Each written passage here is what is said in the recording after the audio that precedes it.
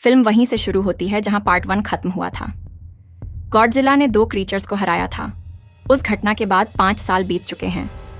अब हम एक महिला, एम्मा, को देखते हैं जो अपनी बेटी के साथ एक ऑर्गेनाइजेशन के लिए काम कर रही है जिसका मकसद इन क्रीचर्स को ढूंढना है। उनका घर जंगल के बीचों बीच था। अचानक उनके घर के पास एक एक्सप्लोजन होता है जिससे एम्मा और उसकी बेटी घबरा जाती हैं और वे तुरंत ऑर्गेनाइजेशन के हेडक्वार्टर्स की ओर भागती हैं। वहां पहुंचने पर वे देखते हैं कि एक नया क्रीचर दुनिया में आया है, यानी इसका जन्म हाल ही में हुआ है। जब एम्मा उसे देखती है तो वह पैनिक हो जाता है और वहां मौजूद सभी लोगों पर अटैक करने लगता है। लेकिन एम्मा के पास एक स्पेशल डिवाइस है जो इस क्रीचर के गुस्से को शांत कर सकता है। इस डिवाइस से क्रीचर के चारों ओर की फ्रीक्वेंसी को कम किया जाता है जिससे वह शांत हो जाता है। ऑर्गेनाइजेशन की टीम इस सक्सेस पर खुश होती है, लेकिन तभी एलन नाम का एक व्यक्ति वहां आता है। एलन इस डिवाइस को हासिल करना चाहता है और इसलिए वह एम्मा और उसकी बेटी को अपने साथ ले जाता है। वह मानता है कि ह्यूमंस ने इस प्लैनेट का सही से ख्याल नहीं रखा और नेचर के साथ छेड़छाड़ की है। वह एंशिएंट क्रीचर्स को वापस लाना चाहता है। एलन उन्हें ऑर्गेनाइजेशन की दूसरी ब्रांच में ले जाता है जहां एक मीटिंग चल रही थी। इस ऑर्गेनाइजेशन के दूसरे साइंटिस्ट्स भी वहां थे जो नेचर की प्रोटेक्शन करना चाहते थे। एक डॉक्टर को पता चलता है कि एम्मा और उसकी बेटी वहां हैं, तो वह एम्मा के एक्स हस्बैंड के पास जाता है जो इस डिवाइस के इन्वेंटर थे। डॉक्टर उसे मिशन के बारे में बताता है, लेकिन वह इसे एक्सेप्ट नहीं करता। फिर डॉक्टर उसे समझाता है कि यह उसके परिवार को वापस ला सकता है, जिसके बाद वह अग्री हो जाता है। वे समुद्र के नीचे स्थित ऑर्गेनाइजेशन के कंट्रोल रूम में जाते हैं जहां उन्होंने एक क्रीचर को ट्रैप किया हुआ है। वे गॉडजिला को ढूंढने की कोशिश करते हैं, लेकिन कोई ट्रेस नहीं मिलता। अचानक फ्रीक्वेंसी बढ़ जाती है जिससे पता चलता है कि गॉडजिला पास है और एंग्री है।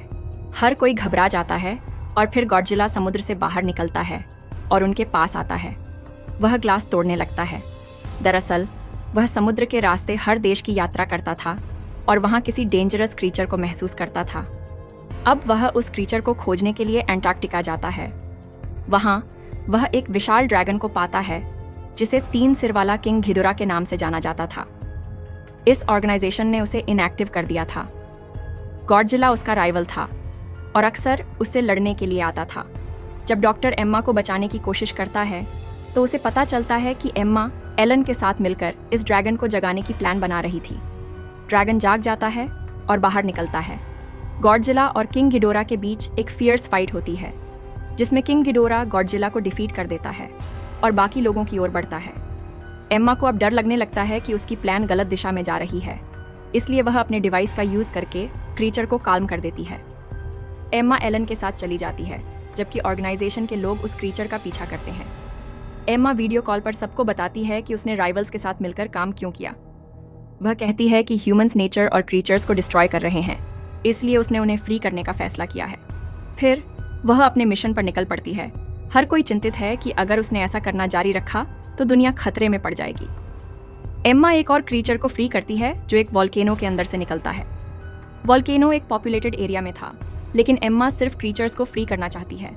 आर्मी क्रीचर पर अटैक करती है, लेकिन गॉडजिला के वहां पहुंचने पर उसे रोक देती है।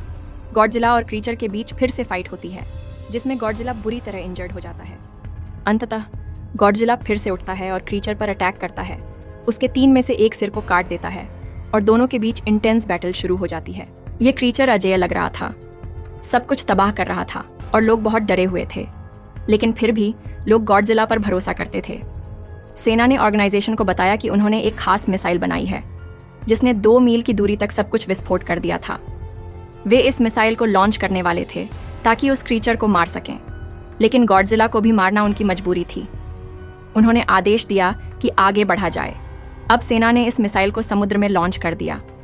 एक बड़ा एक्सप्लोजन हुआ और गॉडजिला बुरी तरह घायल हो गया। उसे दूर फेंक दिया गया, लेकिन किंग मॉन्स्टर पर इसका कोई असर नहीं पड़ा। उसने गॉडजिला को हराकर अपनी शक्ति को साबित कर दिया। बाद में वह उस वॉल्केनो के ऊपर बैठ गया और अपने सिर को रिजनरेट कर लिया। उसने एक सिग्नल भेजा जो दुनिया के सभी क्रीचर्स को जगाने के लिए था। मिसाइल के फेल होने से चिंता बढ़ गई क्योंकि इसका मतलब था कि किंग मॉन्स्टर बहुत शक्तिशाली था। अब वे उसे हराने के तरीकों पर रिसर्च करने लगे। उन्हें पता चला कि वह क्रीचर पृथ्वी से नहीं बल्कि अंतरिक्ष से आया था और इसलिए गॉडजिला उसे मारना चाहता था। क्योंकि गॉडजिला असली राजा था, और वह नहीं चाहता था कि कोई उसे रिप्लेस करे। अब दूसरे क्रीचर्स भी आने लगे। पहले दिखाया गया क्रीचर, जिसे ऑर्गेनाइजेशन ने पैदा किया था, भी वहां पहुंचता है। इस फिल्म में उसे गॉडजिला का साथ ही दिखाया गया है। जब उसे गॉडजिला का सिग्नल नहीं मिला तो उसने गॉडजिला को बुलाने के लिए गाना शुरू कर दिया। इसी बीच ऑर्गेनाइजेशन के लोगों को गॉडजिला के सिग्नल्स मिलते हैं। वे जान जाते हैं कि वह अभी भी जीवित है। वे समुद्र की गहराई में जाकर गॉडजिला की खोज करते हैं और वहां एंशिएंट पेंटिंग्स देखते हैं। इन पेंटिंग्स से पता चलता है कि इंसान और गॉडजिला सदियों से साथ रह रहे थे। गॉडजिला मिसाइल विस्फोट के बाद यहाँ सेल्फ हील करने आया था, क्योंकि यह जगह रेडिएशन से भरी थी। डॉक्टर उन्हें सलाह देता है कि वे यहाँ एक न्यूक्लियर एक्सप्लोजन करें, जिससे गॉडजिला तेजी से ऊर्जा प्राप्त कर सके। डॉक्टर न्यूक्लियर कैप्सूल्स लेकर गॉडजिला के पास जाते हैं, जबकि उनकी टीम खुद को बचाने के लिए पीछे हटती है। डॉक्टर गॉडजिला के पास जाकर उसे अलविदा कहता है और फिर एक बड़ा एक्सप्लोजन होता है। एक्सप्लोजन के बाद गॉडजिला को बहुत ऊर्जा मिली। एम्मा की बेटी डिवाइस को माइक्रोफोन से कनेक्ट करती है और फ्रीक्वेंसी चालू करती है ताकि आसपास के क्रीचर्स शांत हो जाएं।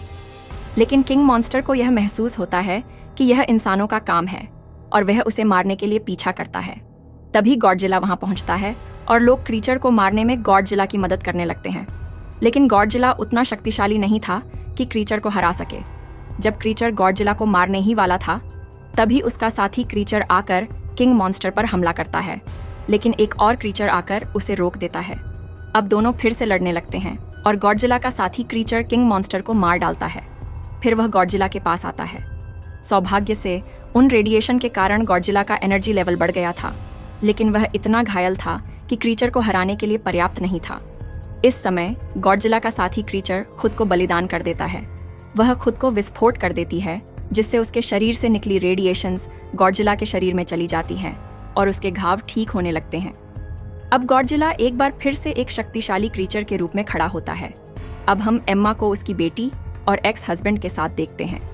एम्मा क्रीचर्स को शांत करने के लिए अपने डिवाइस का इस्तेमाल करती है, लेकिन क्रीचर उसके पीछे आने लगता है। संगठन और सेना के लोग जा चुके थे। किंग मॉन्स्टर एम्मा को मारने ही वाला था कि गॉडजिला उसे चुनौती देने के लिए सामने आता है। किंग मॉन्स्टर उस पर हमला करता है, लेकिन गॉडजिला जानता था कि उसका एनर्जी लेवल भरा हुआ है और वह उसे आसानी से हरा सकता है। अंततः गॉडजिला किंग मॉन्स्टर को मार देता है और अब सब कुछ शांति में आ जाता है। फिर हम देखते हैं कि सभी क्रीचर्स गॉडजिला के सामने झुकते हैं, क्योंकि अब वह इस जगह का असली राजा बन गया है। फिल्म यहीं समाप्त होती है। देखने के लिए धन्यवाद।